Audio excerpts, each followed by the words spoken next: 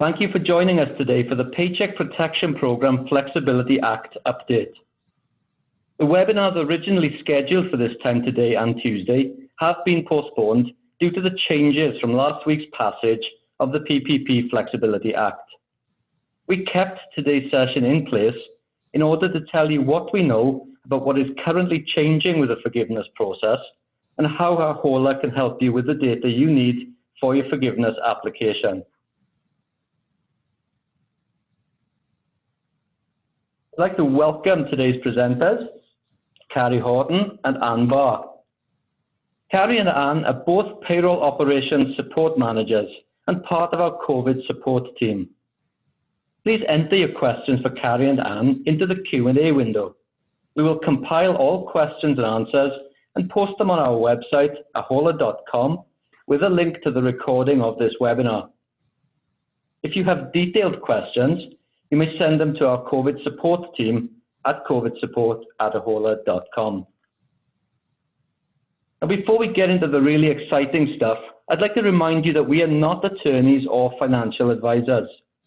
This session is intended for educational and informational purposes only. We do hope that you find these presentations helpful and informative, but the information presented today should not in any way be construed as legal advice. As always, if you have questions about how this information may affect your business specifically, we recommend that you consult with your financial advisor on the case of PPP, the lending institution that originated your SBA loan.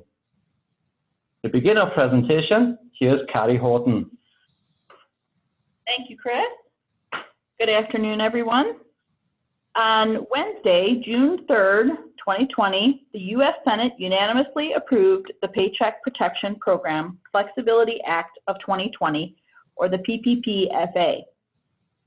This was signed into law by President Trump on Friday, June 5th, 2020. The PPP Flexibility Act makes several critical changes to the Paycheck Protection Program, or the PPP, which was created under the Coronavirus Aid, Relief, and Economic Securities Act, or the CARES Act.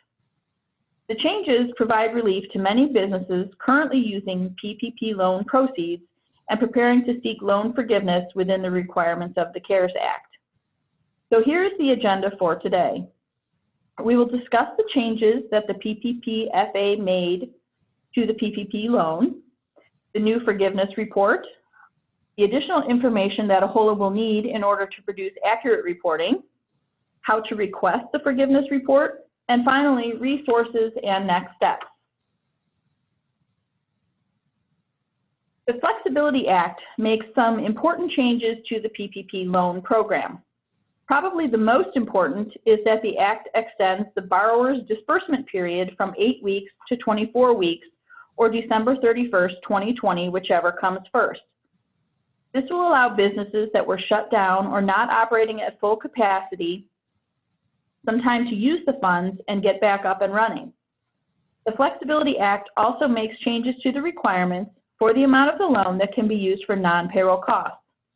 With these changes, the amount that must be used for payroll has been reduced from 75% of the total to 60% of the total loan amount, allowing 40% to be used to cover non-payroll costs like rent and utilities.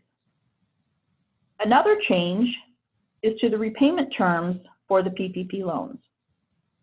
The repayment period has been extended from 2 to 5 years.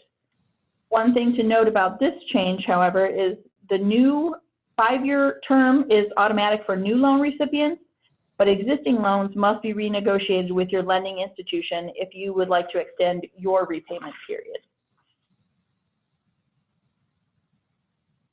PPPFA also extends the deadline for you to rehire laid off or furloughed workers to December 31st, 2020. Previously, you would have had until June 30th to rehire workers and bring up any reduced wages back to pre-pandemic levels. The Act also eases rehire and headcount requirements by allowing leeway for employees that refuse your offer to return to work or that were terminated for cause, etc. Finally, another important change is that the new law allows employers who have elected to defer payment of their portion of Social Security to continue to defer payment even if forgiveness of their PPP loan is granted. Previously, tax deferrals had to stop once PPP loan funds were granted forgiveness. Obviously, because of the original rules, many of the first wave loan recipients will not be able to take advantage of some of these important changes. If you are at or nearing your 8 weeks, while you certainly could apply forgiveness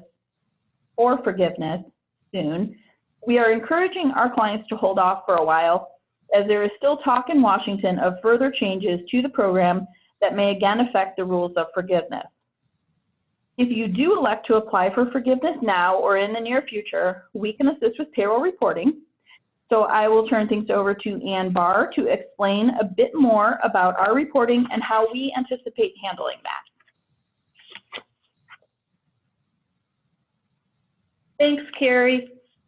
I know that many of you who are listening today have started looking at the PPP loan forgiveness application and have seen that it is quite complex with many parameters, dates, values, and calculations. It can be pretty daunting if you have to do all the calculations yourself.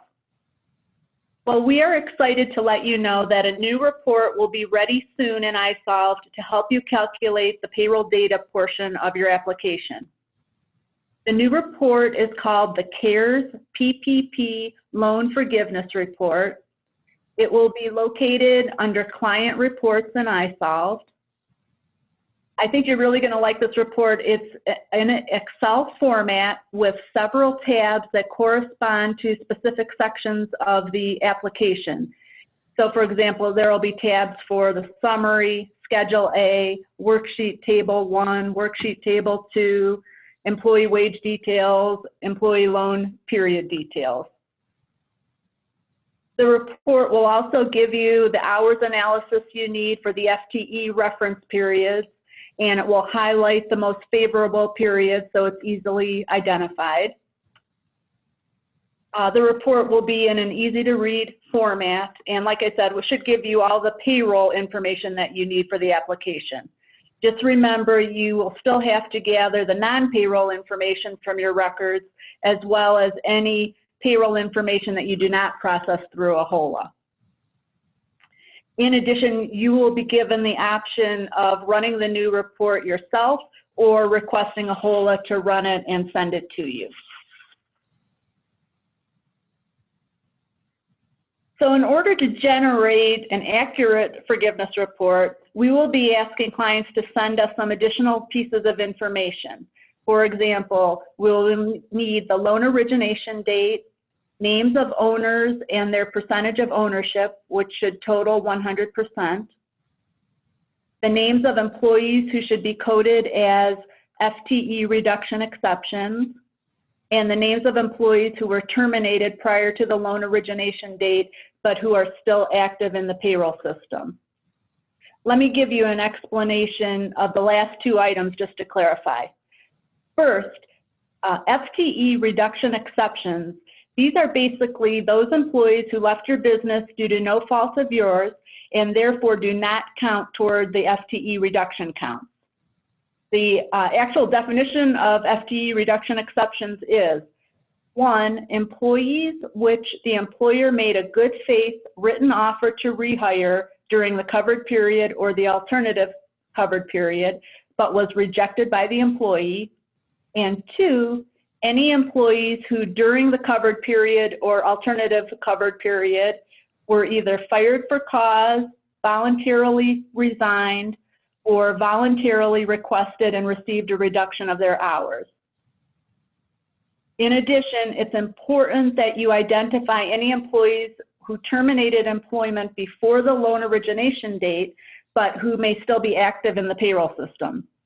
The reason for this is that those employees must be updated as terminated, otherwise they will negatively affect your FTE reduction count. If you're not sure if you have any employees that need to be coded as terminated, please contact your dedicated payroll specialist to review your employee list. We're still working on the final form clients will need to submit with the additional information, but I just wanted to give you a sneak peek so you have an idea of what to expect. This is a draft copy of what the form will look like. Right now, we're expecting to be 3 pages long. Page 1 and the first half of page 2 are where you will list the information that we just discussed on the previous slide. The second half of page 2 is where you will specify whether you want a HOLA to run the report for you or if you would like to run the report on your own. If you choose a HOLA to run the report, then there will be a few more questions you have to fill out. For example, if you have multiple pay groups and want the report to give breakdowns by pay group, if you are a seasonal employer and want to use a seasonal period for the FTE reference period, and whether you want to use the alternative covered period instead of the normal covered period. And then the third page will be the signature and acknowledgement page.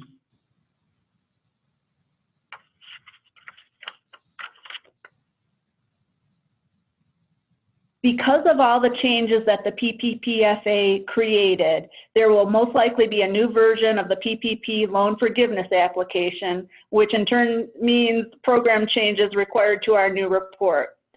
So we will be watching for the SBA and Treasury Department to finalize the application and provide further guidance.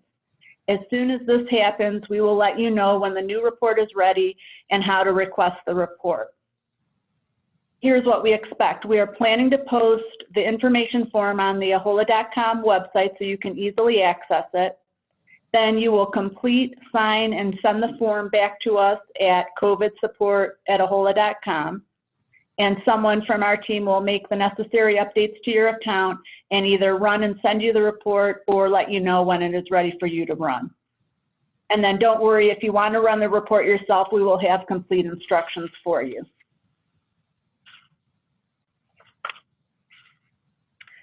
We received a few questions ahead of the seminar, and since they pertain to this topic, Carrie and I wanted to review those here. Remember, we will be compiling the questions you have today during the webinar, and we will send those questions and the answers to all registered attendees. Okay, Carrie, are you ready with the first question? Yep.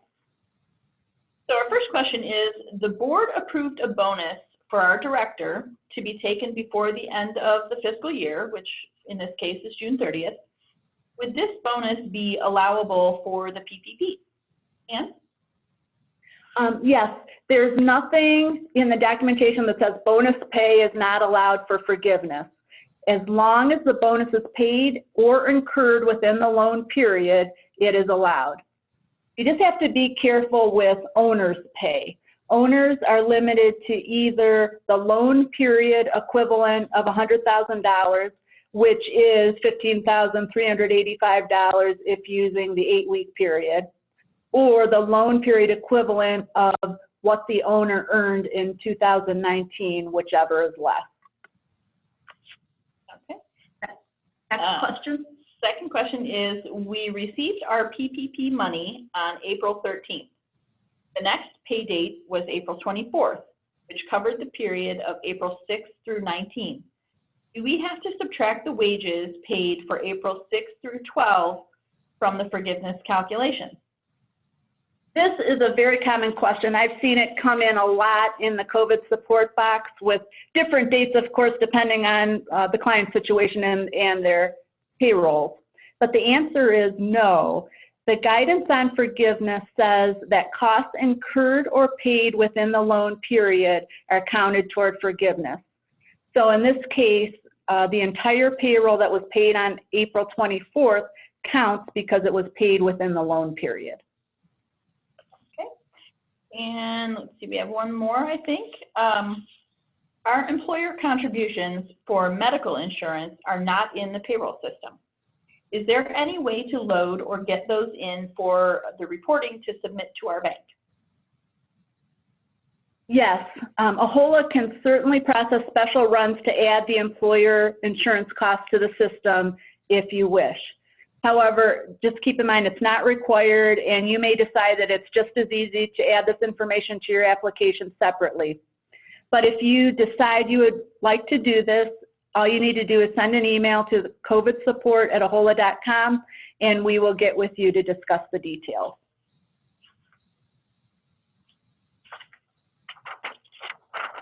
Okay, that is about all the information we have for you today.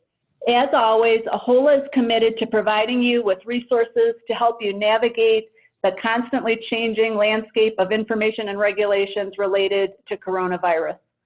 The COVID-19 resources section on our website contains a lot of information, including blog posts and previously recorded webinars and videos on various COVID-19 issues. We also have our 10-minute Tuesday series recordings, as well as links to the Department of Labor and U.S. Treasury question and answers and websites. AHOLA has teams to assist with questions about FFCRA sick pay, CARES Act reporting, and PPP assistance. Please continue to reach out to your dedicated payroll specialist with any questions, or contact our COVID support team directly by emailing us at covidsupport@ahola.com. Now I will turn the microphone back over to Chris to wrap up the session. Thank you, Anne. Thank you, Carrie. We appreciate everybody joining us today. AHOLA is committed to assisting you during the COVID-19 crisis. Don't forget that the webinars originally scheduled for today and tomorrow will be rescheduled soon. Again, thank you for attending today, and watch your email box for updates as the forgiveness process is finalized. Stay well.